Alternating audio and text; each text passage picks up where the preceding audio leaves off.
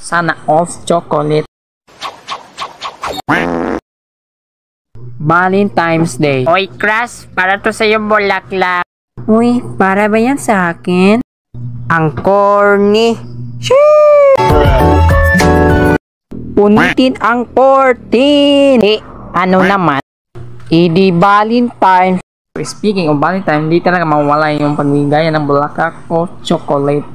Sana all chocolate. Uy, Diyos, sino bibigyan ng chocolate mo ngayong Valentine? Bibigyan ba? Wala. Ako lang kakain ng chocolate. Nyak, nyak, nyak, nyak. So, may tatlong uri tayo. Una, ito yung tinatawag kong the elementary Valentines. Alam na.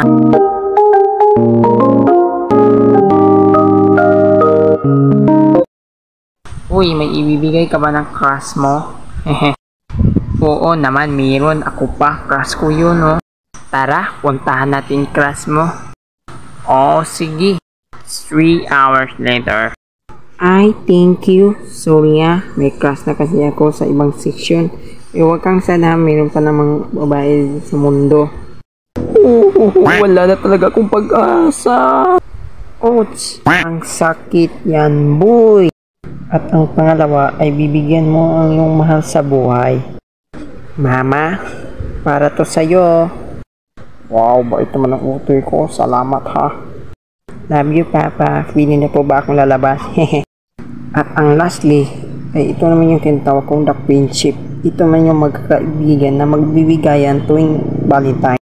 Uy, pre, sino ba bibigyan mo ng bulaklak? Wala. Silang ako dito. Ano ka ba? Pre, parang si Chi-Art yun si Chi-Art. Kaibigan ko yan.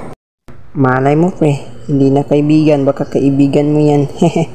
Joke lang. Ikaw talaga, pre. Balabiro ka talaga. May jowa na yan. 3 minutes later. May bibigay ako sa'yo. Uy, Josh! Ano ba yung bibigay mo sa akin? Ito, bulaklak. Para sa'yo. Sana magustuhan mo. Ay, wow naman. Thanks, ha? Puutik. Nakakahiya talaga. Cheers! Sana all.